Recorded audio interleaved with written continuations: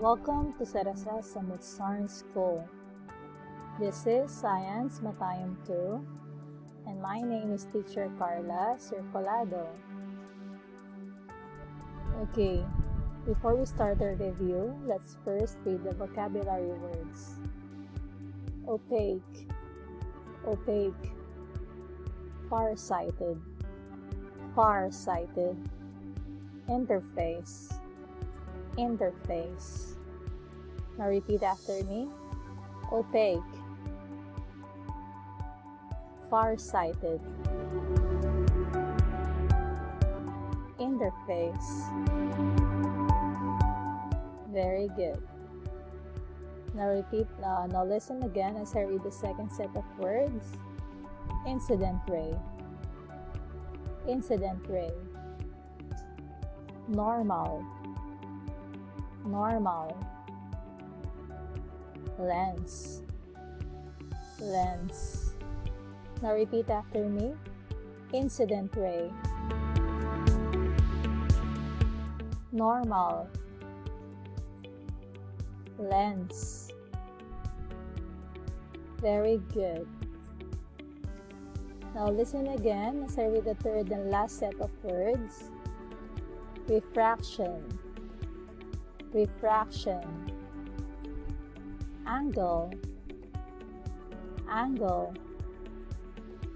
Reflective, reflective. Now repeat after me. Refraction, angle, reflective. Very good. Now let's do our practice for dictation. Just read and spell together. Okay, number 1, reflective. Let's spell reflective. R E F L E C T I V E. Reflective. Number 2 word, normal. Let's spell together. N O R M A L. Normal. Number 3, farsighted. F A R S I G H T E D. Farsighted. Very good. So we will do our review for today. This is what we talked about last time, and we will talk about it again. We talk about the 2 types of reflection. We talk about the dispersion. We talk about the color of the dispersion, which is the color rainbow. And we talk about how refraction is caused. Okay, now we will start our review.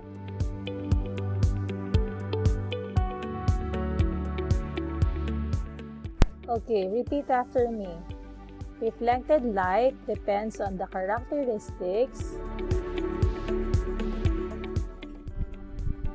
of the surface, such as rough, smooth, glossy, etc.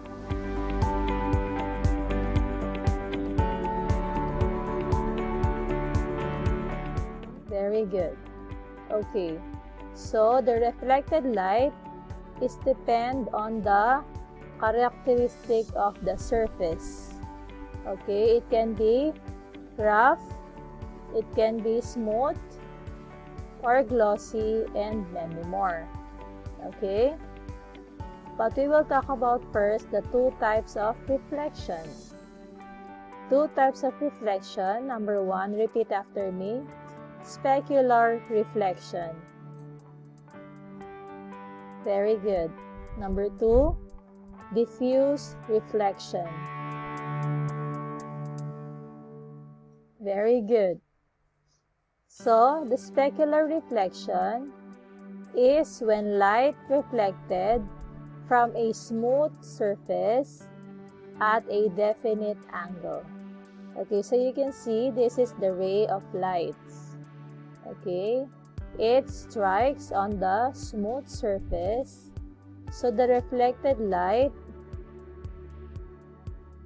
reflected only in one direction.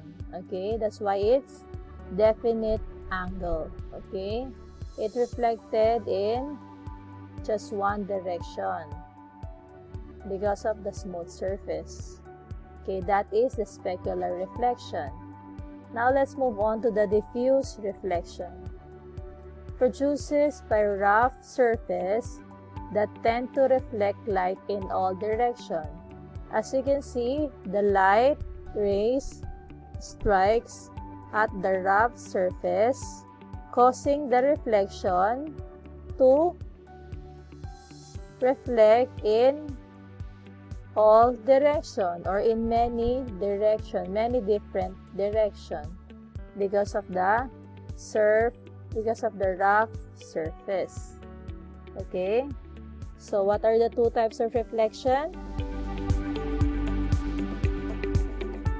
Very good. Okay, next.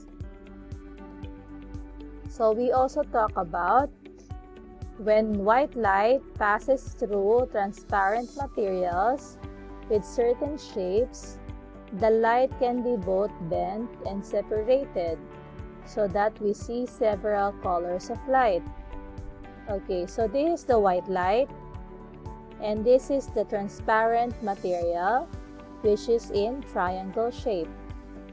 When the white light enters the transparent triangle shape, the light will not go straight.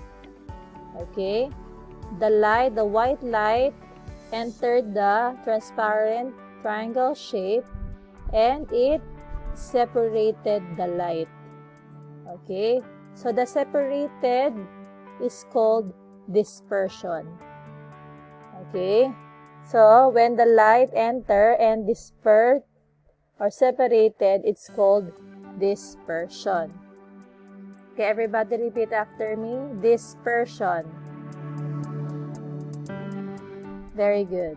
So what is the light? What is the separation of light into its constituent colors called?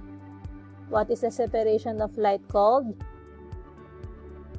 Very good. Dispersion.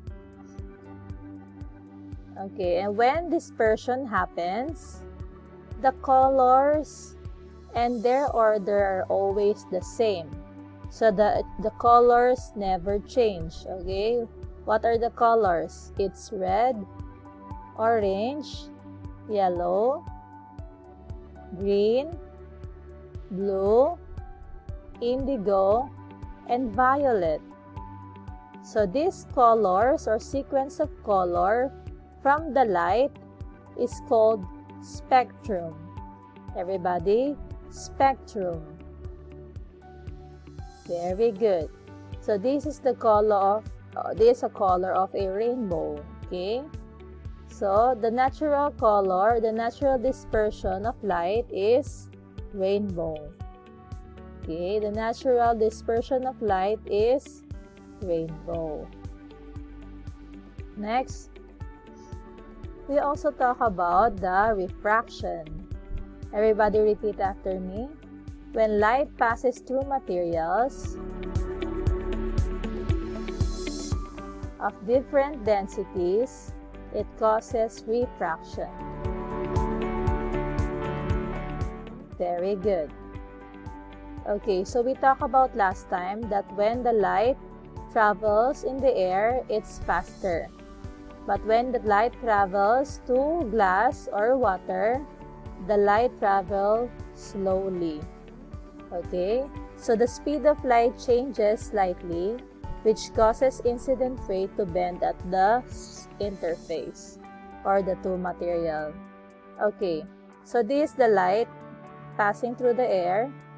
Then when it passes through the glass with water, the light ray or the incident ray bended. Okay, the light ray did not go straight. Okay, so the incident ray go bended. Same at this picture. Okay, the straw, when the light entered the glass, the light bended. Okay, it looks like an illusion.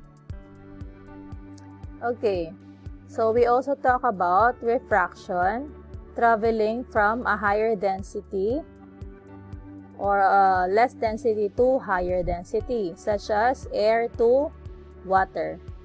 Okay, so the incident ray strike the boundary of the water. When the light enters the water, which contains higher density, the angle of refraction bended toward the normal line. Okay, so this is the normal line. When the incident ray passes through the air, which has less density, and strike at the boundary, and went through the higher density, which is the water, the incident ray or the refracted ray went bend, okay, or refracted. Okay, now let's talk about the other way around.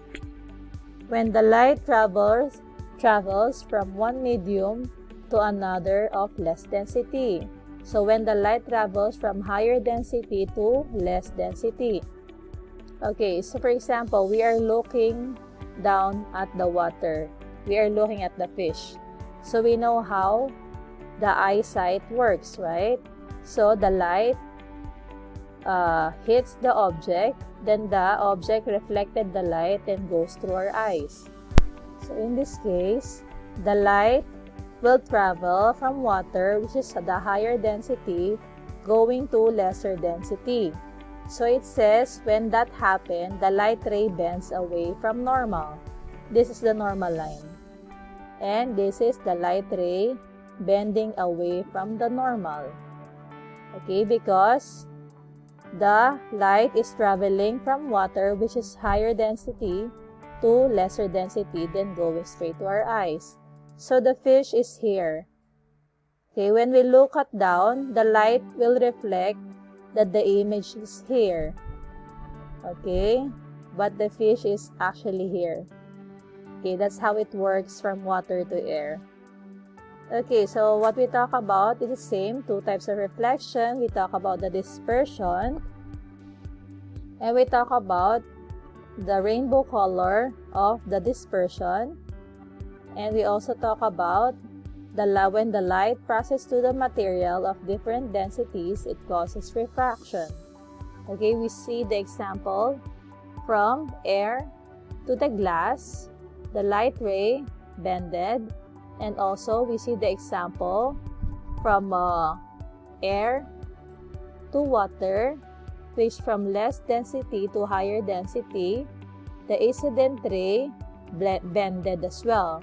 And we also have an example of refraction from higher density to lesser density, which is from water to the air, which causes us to see or reflect an image to our eyesight. The light ray is bended far away from the normal line. Okay, so hope you all learned today about refraction, and thank you so much, student, for paying attention and finishing your activities. Okay, don't forget to wash your hands, wear your mask, stay at home, eat healthy foods, take your vitamins, and we'll see you soon. So take care, everyone. If you have any questions, just message me in line. Okay? Don't forget to pass your activities. Thank you and goodbye.